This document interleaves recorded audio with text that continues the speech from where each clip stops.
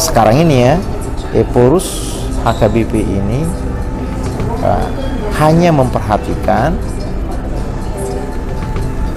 orang-orangnya sendiri, tidak memperhatikan HKBP secara utuh. Mengapa saya katakan memperhatikan orang-orangnya sendiri? Ya, HKBP yang sekarang ini memfokuskan perhatian supaya sistem keuangan terpusat, sistem penggajian terpusat itu berlangsung dengan baik. Maka kalau itu berhasil, maka yang menikmatinya hanyalah para pelayan HKBP. Nah, apakah ke jemaat ini menyentuh? Menurut saya tidak menyentuh.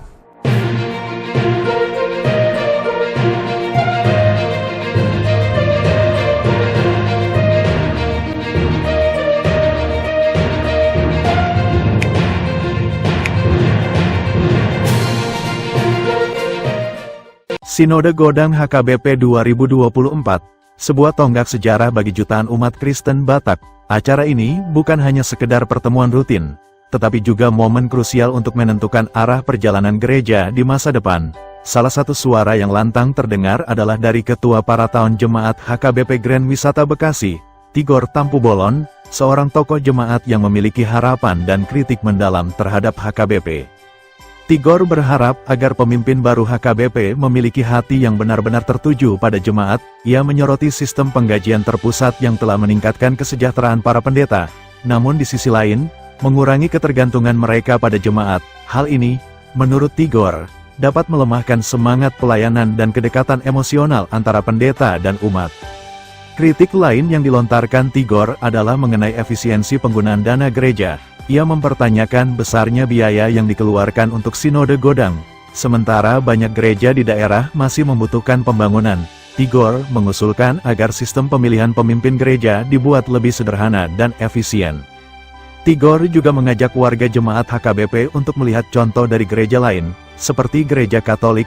Proses pemilihan paus yang efisien dan sederhana menjadi inspirasi bagi HKBP. Ia berpendapat bahwa HKBP perlu berani keluar dari zona nyaman dan mengadopsi sistem yang lebih baik.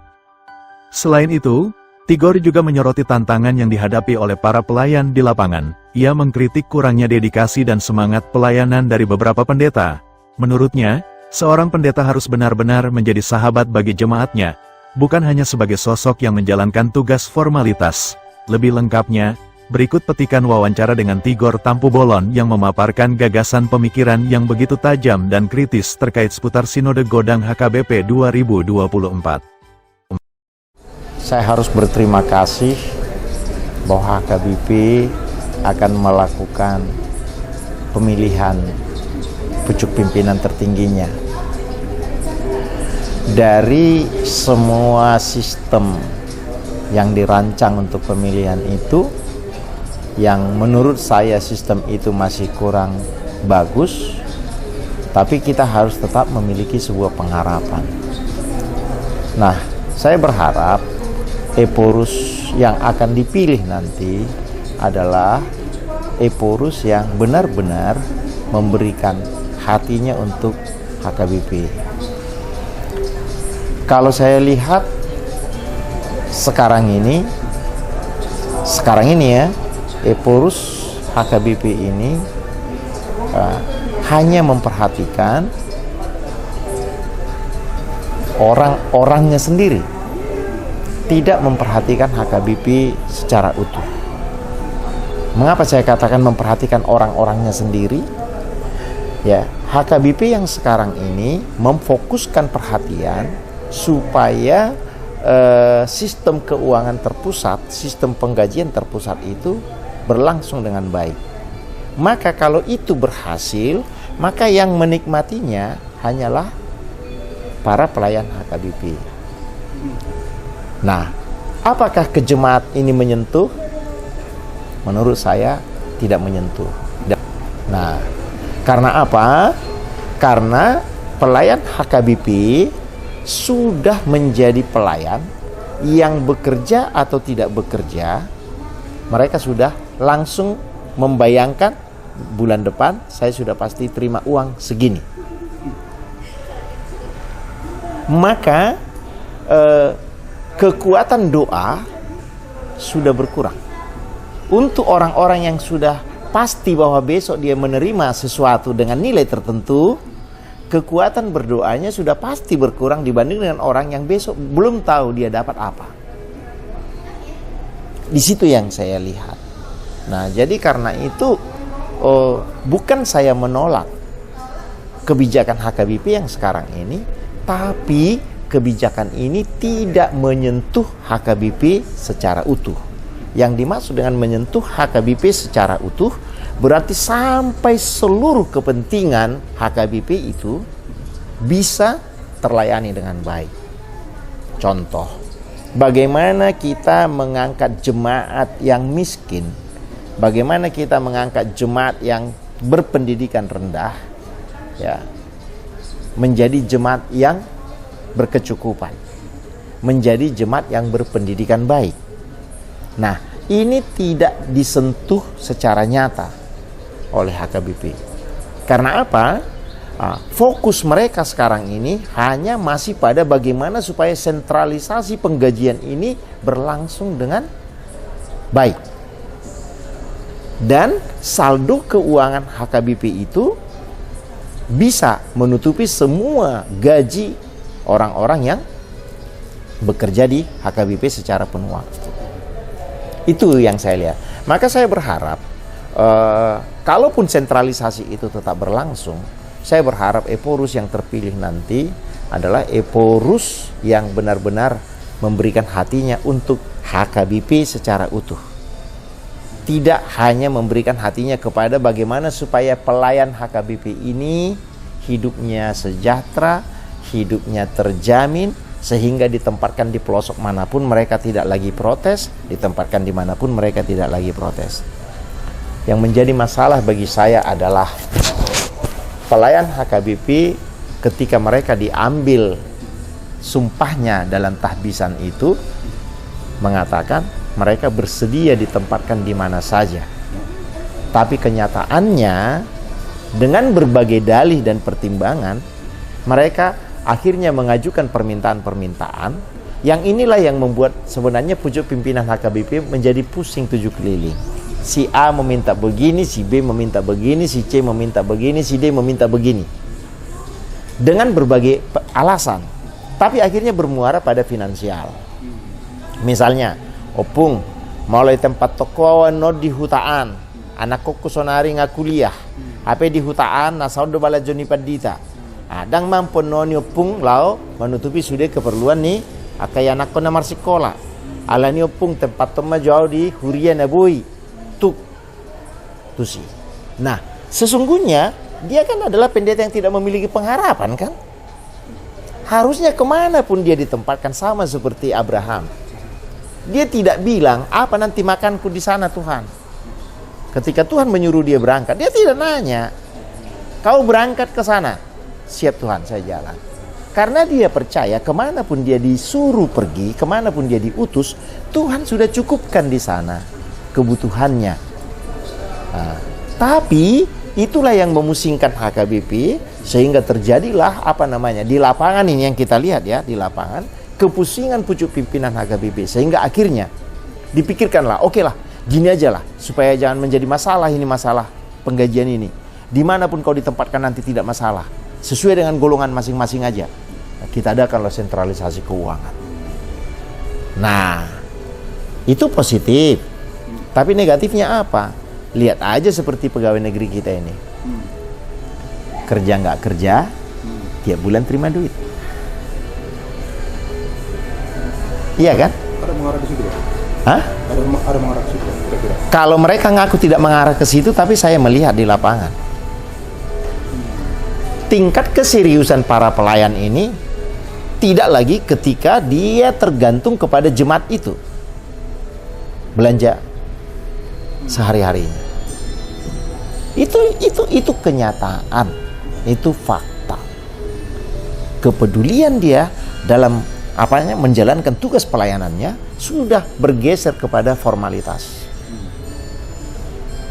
Karena apa? Itu tadi tidak ada lagi rapat perhaladu yang bisa mengatakan bahwa ajukan ke pusat bahwa yang bersangkutan ini tidak bisa bekerja dengan baik sesuai dengan kebutuhan jemaat, sehingga yang bersangkutan harus dipindahkan, kan gitu. Nggak ada lagi. Kalau saya sekarang sudah menjadi jemaat HKBP yang sangat pesimis dengan sistem ini. Ya. Tidak lagi, dan saya lihat ke depan tidak akan banyak lagi pendeta-pendeta yang sangat visioner untuk membangun HKBP. Karena apa? Karena mereka itu sudah dicukupkan segala keperluannya, sehingga tidak perlu lagi harus bekerja keras. Manusiawi itu dimanapun, kalau seseorang sudah dalam kemapanannya, kita aja, ketika kita sudah tahu bulan depan saya terima duit segini, bulan depan saya terima duit segini, bulan depan saya terima duit segini, kebutuhannya, duit yang saya terima itu sudah cukup untuk kebutuhan saya. Untuk berdua setiap hari itu pun saya bisa kurang. Yang nggak taunya saya besok apa, cuman Tuhan menjanjikan bahwa besok lebih baik daripada hari ini. Maka saya berdoa sungguh-sungguh sama Tuhan. Saya bekerja sungguh-sungguh supaya Tuhan wujudkan apa yang kita inginkan, kan begitu. Itu yang saya lihat, Bang. Jadi berharap akan muncul pemimpin yang baik, tetapi ketika muncul pemimpin yang baik, sistemnya tidak baik, maka hasil akhirnya juga menjadi tidak baik. Maka langkah pertama sebenarnya yang harus diperbaiki oleh HKBP adalah sistemnya. Ya, sistemnya. Benar-benarlah sistem HKBP itu tidak kayak sistem bernegara, tapi sistem bertuhan lah. Nah, yang terjadi sekarang di HKBP adalah sistem bernegara. Bayangkan Sinode Godang harus mendatangkan sampai 1.000 orang lebih utusan peserta untuk memilih seorang eporus HKBP. Coba, apakah itu tidak memboroskan uang? Sekarang ini aja pemerintah sudah mikir pilkada ini yang secara langsung ini lebih banyak negatifnya, yang tadinya mereka pikir positifnya lebih besar. Tapi ternyata sekarang ini menjadi lebih banyak. Akhirnya pemerintah sudah, beberapa pemikir-pemikir atau beberapa orang yang visioner melihat kehidupan berbangsa ini sudah mengajukan kembali bupati, gubernur cukup dipilih oleh DPRD-nya saja. Nah, itu dia. Nah, tapi HKBP justru harus masih menggunakan sistem itu. Nah, HKBP harusnya bisa menyelesaikan pemilihan eporus di tingkat distrik. Tidak perlu bergerombol datang ke Tarutung atau ke satu tempat lah disebutkan. Tidak perlu. Nah, kalau setiap orang peserta sinode itu menghabiskan biaya perjalanan, akomodasi 15 juta satu orang. Kalau 1.000 peserta habis 15 miliar. Oke? Berarti sesungguhnya sudah bisa terbangun 15 gereja di daerah. Kalau di daerah yang harga tanah tidak mahal, hanya bangunannya aja yang dihitung, 1 miliar saya rasa sudah megah sekali. Nah, bayangkan, sekali bersinode, harusnya 15 gereja bisa berdiri. Fisiknya ya, fisiknya. Nah, tapi sampai hari ini mereka masih menikmati pola seperti itu. Kalau saya cukup di distrik, misalnya oleh seleksi, panitia seleksi, ditetapkanlah istilahnya KPU-nya gitu ya. KPU-nya ditetapkanlah, inilah yang ditetapkan menjadi calon eporus HKBP, misalnya 3 orang. Maka lakukan pemilihannya di tingkat distrik dalam waktu yang serentak di seluruh distrik dengan jam yang sama. Oke? Berarti kan hanya di distrik-distrik aja kan? Oke. Nah, nanti dikumpulkan suara terbanyak. Suara terbanyak pertama jadi eporus, suara terbanyak kedua jadi sekjen, suara terbanyak ketiga kadep koinonia, suara terbanyak keempat kadep marturia, suara terbanyak kelima kadep diakonia. Selesai tanpa uang keluar, karena distrik pasti bersinode sekali setahun. Nah, yang menjadi masalah sinode distrik itu hanya untuk memutuskan siapa yang mau mereka calonkan nanti. Kan itu persoalan kan. Padahal sebenarnya sudah bisa langsung siapa yang mau dipilih di tingkat distrik itu. Kalau itu dilakukan terhemat biaya. Kemudian yang kedua, dengan berkumpulnya semua pelayan HKBP, pelayan full timer, khususnya pendeta lainnya, ke satu tempat, pelayanan di gerejanya kan tertinggal. Kan gitu. Nah, jadi tapi kalau ini kita sampaikan, pasti mereka tidak bisa berterima.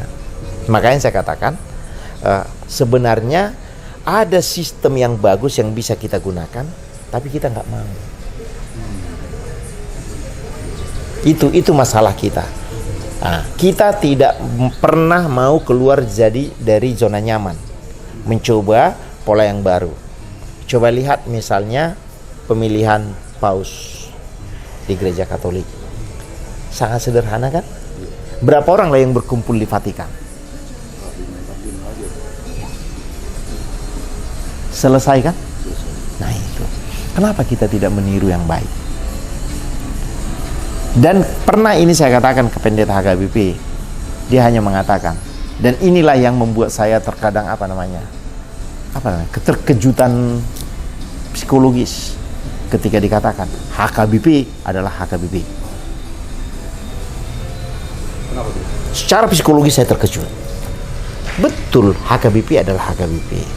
Tapi HKBP harus mau mengubah dirinya untuk menjadi lebih baik. Dinosaurus tidak mau mengubah dirinya, punah. Nah, sekarang kita lihat secara de facto Jemaat HKBP sendiri sudah mengatakan, iman saya tidak tumbuh di gereja saya. Justru supaya imannya tumbuh, dia pergi bergereja ke tempat lain. Kan gitu kan? Bergereja ke tempat lain. Nah, lalu yang dilihat apa di sini? Dan saya lihat dikiranya ini mohon maaf nih. Dikiranya bahwa tata cara pelayanan mereka itulah yang membuat mereka didatangi. Apanya itu? Ritualnya itu. Dikira hanya sampai di situ. Ya kan? Nah, lalu datanglah HKBP mencoba menggunakan pola itu. Ritualnya itu dicoba dibuat, maka disebutlah ada namanya ibadah alternatif. Sesungguhnya bukan di situ pokok persoalannya. Pokok persoalannya adalah pendetanya itu menyerahkan dirinya sepenuhnya untuk jemaatnya. Kalau ini tidak saya temukan. Coba lihat bagaimana mereka sungguh-sungguh melakukan pendampingan, bimbingan konseling kepada orang-orang yang terpinggirkan, kepada orang-orang yang menderita, ya, perkunjungan si pendeta kepada jemaatnya. Mengapa pendeta itu melakukan itu? Karena kehidupan dia tergantung 100% kepada kehidupan jemaat yang dilayaninya. Kalau jemaatnya itu makmur, maka dia pun akan ikut menikmati kemakmuran itu. Tapi kalau dia ada di situ, jemaatnya tetap menderita, maka dia akan tetap berada dalam penderitaan itu. Dia menerima itu sebagai kenyataan, dan disitulah sesungguhnya inti dari sebuah pelayanan itu. Nah, sekarang kan HKBP sudah masuk kepada sistem pemerintahan kita. Pokoknya sudah gaji sesuai dengan golongan, terima setiap tanggal sekian, dimanapun dia berada. Maka dia tidak ada lagi